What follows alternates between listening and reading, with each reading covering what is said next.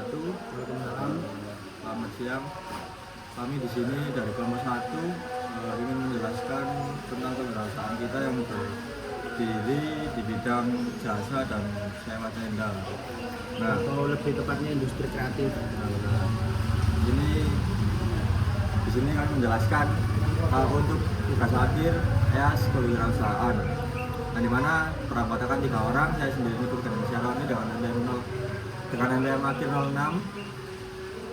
Saya Rizal Gibran, anggota 1 dengan NPM akhir 28. Perkenalkan, nama saya Rizky Caskandriansa dengan NPM akhir 73, anggota 2. Lanjut ke Mas Niko. Ke Pak Ketua, lanjut. Di sini ada rangkuman dari eksekutif summary di mana kami ini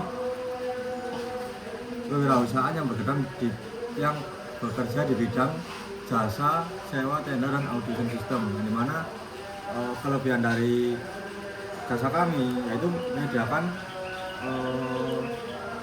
obrolan satu pintu. Nah, di mana kebanyakan dari para pelanggan itu kebingungan atas acara mereka. Jadi kalau penyelenggara acara ini nggak mau ribet, dan kita sebagai founder yaitu membantu mereka dalam menyempurnakan acaranya. Nah, dari calon karakteristik konsumen kami menarik beberapa pelanggan yang saran umurnya yaitu berada di umuran 25 sampai 28, di mana kami di akhir-akhir ini memiliki acara karnaval dan pesta. Pestanya itu adalah seni dan karya. Bisa dilanjut di anggota saya, Mas Rizal. Nah, untuk permasalahan kami sendiri itu cukup kompleks ya teman-teman. Berdasarkan dokumen rencana bisnis RJ Audio Report, masalah utama yang dihadapi bisnis saya menjadi 2 faktor. Yang pertama itu kendala internal dan eksternal dari pasar. Di sisi internal, bisnis ini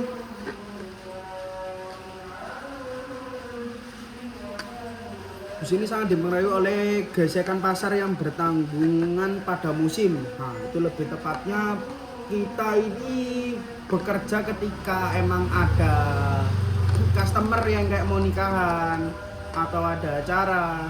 Bisnis kita ini paling sibuk di bulan Agustus dan bulan-bulan orang nikah ini.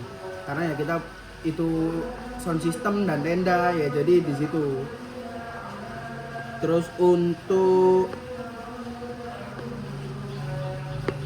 pendapatan bisa menjadi tidak stabil kalau di bulan selain itu.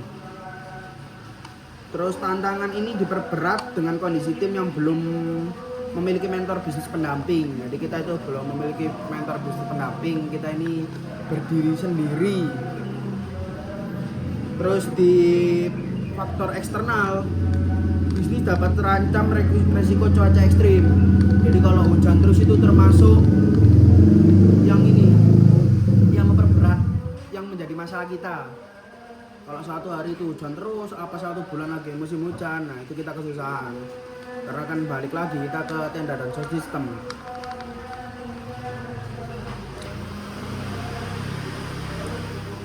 Habis itu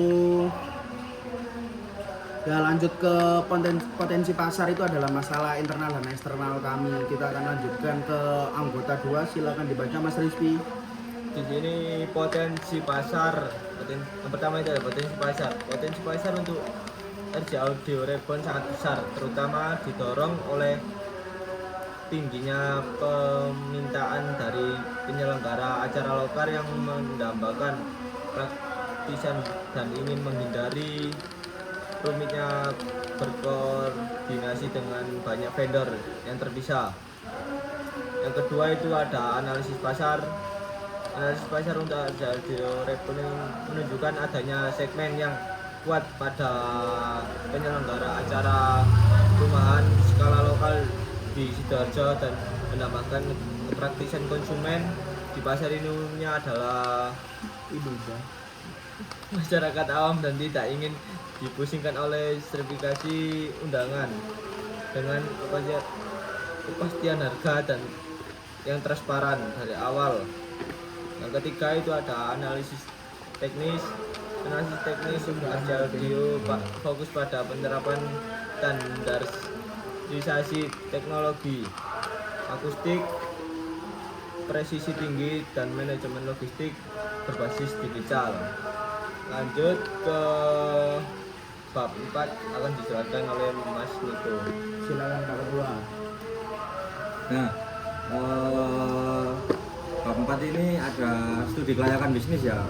Nah, dimana sejauh ini ide-ide kita ini mengacu pada kebutuhan masyarakat. Jadi kayak tenda, audio system itu tergantung dari si penyelenggara acara dan sejauh mana si penyelenggara acara ini mendapatkan manfaat dari kita. Yang ketiga, sejauh mana ide ini menarik rasa penasaran si penyelenggara untuk menyewa jasa kami. Yang keempat, survei kepuasan pelanggan setelah menggunakan jasa kami. Yang kelima, kita mengevaluasi tim kita sendiri, apakah ide kita ini sudah banyak dipakai oleh orang lain. Nah, terkait dari jumlah kompetitor, jelas jumlah kompetitor di wilayah lokal itu sangatlah banyak, apalagi di wilayah nasional. Yang kedua, kalau dibilang mudah, usaha ini termasuk di mid ya, karena membutuhkan biaya operasional yang sangat besar. Yang keempat, sisi positifnya itu mudahnya mencari bahan baku untuk pembuatan tenda atau sistem ya. Yang kelima, dampak negatifnya merupakan masalah perizinan yang kebanyakan si penyelenggara acara ini menutup jalan, tidak digedungkan. Nah, seperti itu.